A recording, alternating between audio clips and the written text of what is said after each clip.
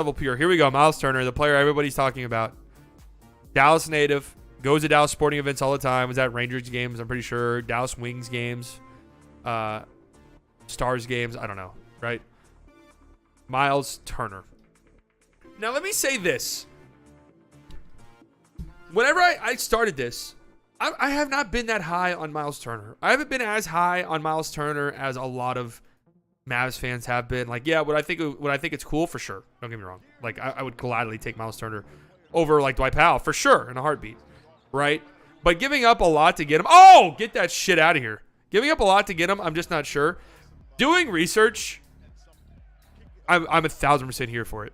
1,000% here for it. I don't know what it would take to get Myles Turner, to be honest with you, and if that price would make sense for the Mavs, because I wouldn't want to give up too much of value to get him, to be honest with you, because just like Brogdon, this is a dude who has injury history. Like, this guy struggles to stay on the floor consistently, and that's not, I don't love giving up a lot of value to get guys like that, just because I mentioned this before. Taller players, when they're injured, they're injured. Very rarely do these guys just stop getting hurt all the time.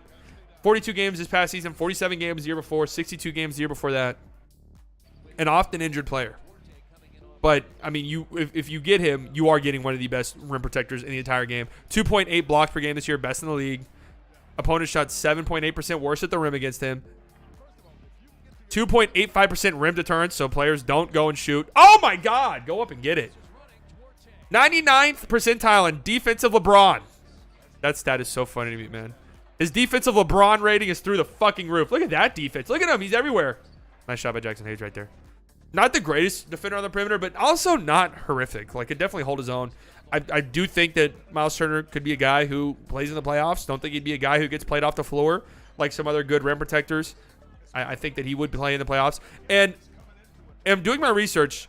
Myles Turner, obviously, everyone always talks about his three-point shooting and obviously his rim protection. He is actually much better offensively than I think he gets credit for. A legitimately dynamic offensive player. Oh, my God, look at that. That's a crazy block right there.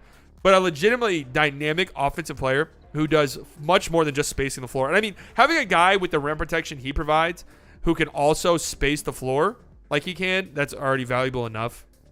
But he does some things offensively that goes beyond just shooting. He dropped 40 points this season against the Wizards. You drop 40 points in a game, you are a talented offensive player no matter what. Like, no matter what, you are a talented offensive player. But he's consistently around 35% on catch and shoot threes. You have to respect that. You have to respect that as a defender. That's going to space the floor. But again, he does so much more than just shoot. Good threat in the pick and roll. 1.3 points per possession. Good post-up player. Over a point per possession on post-ups, which is in the 99th percentile. So he's got some moves. He's got some moves in his bag. And again, you score 40 points in a game, regardless of the scenario, regardless of who you're playing. You are a talented offensive player. Got some range. And just look at how, the defense has to guard him. That's the thing. Being a stretch big like Maxey, there's value to that, obviously. But defenses let Maxey, look at him running the floor right there. And what? Defenses let Maxey shoot, right? And Maxey makes him pay and knocks him down. That's great. But defenses do not let Myles Turner get too open, right? Like, look at the spacing right there. Woo! Myles Turner over Gafford, who we'll talk about here in a second.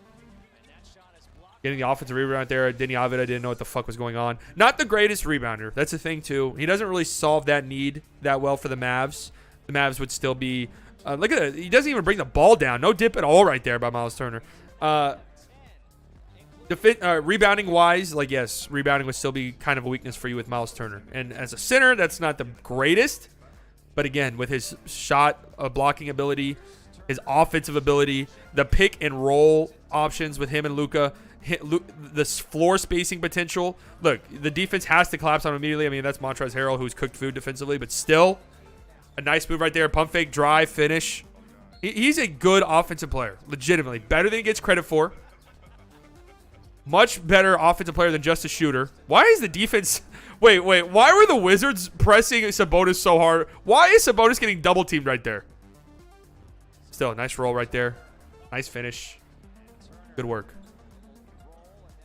We just beat Phoenix after getting obliterated on the boards.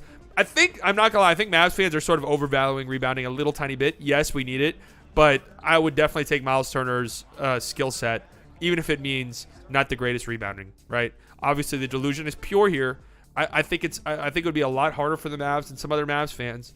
And would I do a sign and trade Brunson for Myles Turner? I'm not so sure. I think maybe in a vacuum, Myles Turner is a better player than Jalen Brunson, maybe.